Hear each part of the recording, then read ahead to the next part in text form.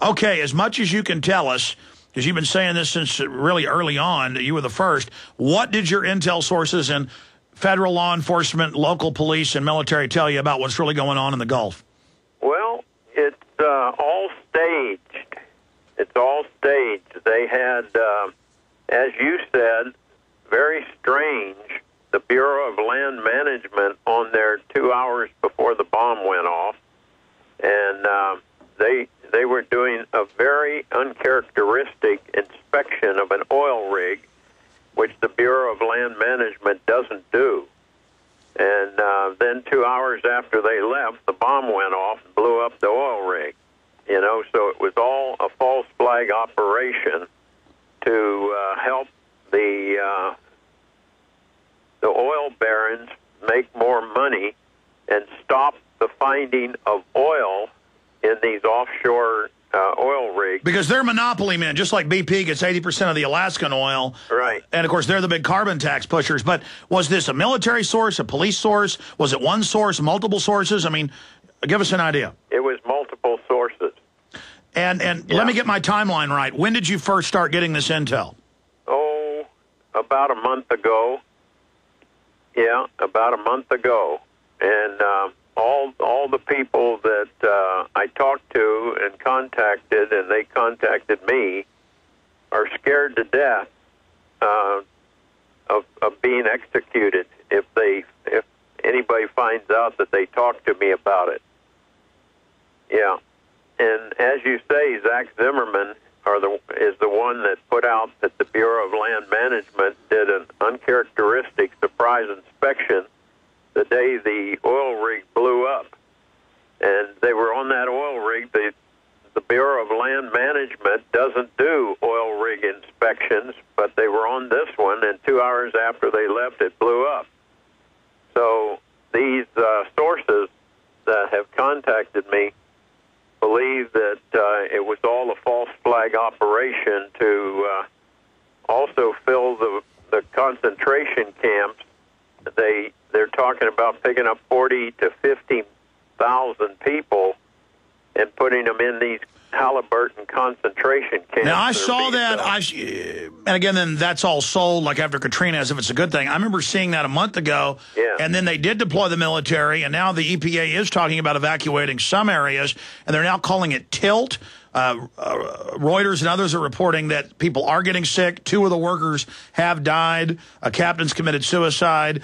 So we know they've been lying about the toxicity. Right. But my intel is they are at least exacerbating this to get their carbon tax passed. And now Obama, Barry Soetoro, is out promoting that. It's also a smokescreen for the Iran attack they've got geared up. But specifically, you know, you have broken many government documents in the past, literally hundreds of times. The Phoenix memo back in '98 saying patriots and gun owners were terrorists. You know, just a new version of that we got from law enforcement last year, MIAC and Homeland Security reports. So, I mean, Jack, you have broken a lot of key news, and we respect your sources. But, I mean, any other details that they can that your sources gave you? I mean, were these eyewitnesses, or were they told by other law enforcement? Or, I mean, give us as much specifics as you can. Well, they just said that they were in meetings where this was talked about, blowing up this oil rig. And, of course, the oil barons are part of the communist Zionist controllers of our nation today.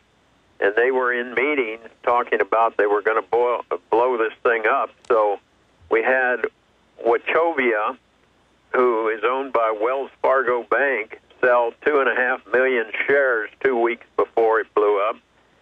Swiss bank UBS sold 2 million shares, 97% of their stock, and Wachovia sold 98% of their BP stock. And Goldman Sachs sold 44% of their BP stock. And Tony Hayward, the CEO of BP, that's been on the news a lot today, sold all of his stock, 1.4 million worth of BP stock, just a couple weeks before the bomb went off. So it's the same as 9/11, brother. I thought it was 33%, but then I read he had sold even more later. And Goldman Sachs sold 44% of their stock. Right. But Now, when you talk about Israel involvement, I hadn't really, I mean, federal government, BLM, I mean, this whole combine of interest wanting to push for, but I do see it as a distraction as Israel and U.S. forces do openly say they may nuke Iran. And, boy, that's just going to be terrible. And then the Iranians say they're going to try to break the Gaza blockade, which is insane.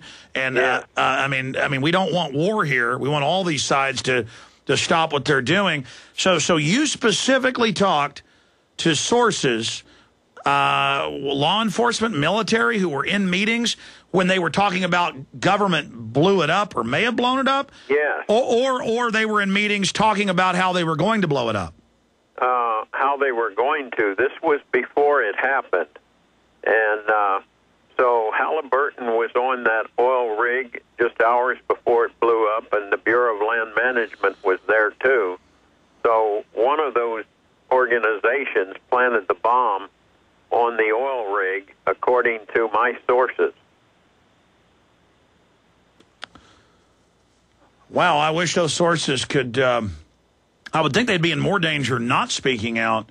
I mean, I can't imagine government or corporate espionage groups having more than 3 or 4 people in a meeting where this would be discussed. That's something you'd keep compartmentalized. So. Oh, yes, it's definitely compartmentalized, but I have contacts. I had a top-secret clearance during the Vietnam War and was back on these secret intel bases. And it helped because I met a lot of people that were... No, Jack, we know that. I mean, you've had the premier organization, Police and Military Against the New World Order, and all these sources. Yeah. This is pretty big. I mean, I believe you have these sources, and it's amazing to be here talking to you, and you're saying you've got multiple sources one source, to be specific, who said they were in on a meeting when the government was discussing sabotaging it with an explosive, or 2 people, or do you have... Two people. Okay, and do you have, and you said other sources. I mean, do you have any other intel from what people generally in law enforcement think? Well, I was called the other day and was told I was going to get an email, and I got an email that Cheney and Bush and Halliburton purchased a oil cleaning firm 2 weeks before the blow-up of the oil platform. Yeah, Boots and Coots. Yeah, no, that's confirmed. Yeah, right. And so I'm getting some good information. It's just, and then now we have a scared BP insider predicted that it was blown up on purpose, you know. We have Dennis Whitney. Now, he didn't give us his name, but we went and traced his IP address back to Dennis Whitney, so he may end up dead, but he's Well, that's scared. Not too good to talk. Yeah, he's really scared. Okay, well, we'll try to... He's a BP insider, and he said that it was blown up on purpose, a false flag operation.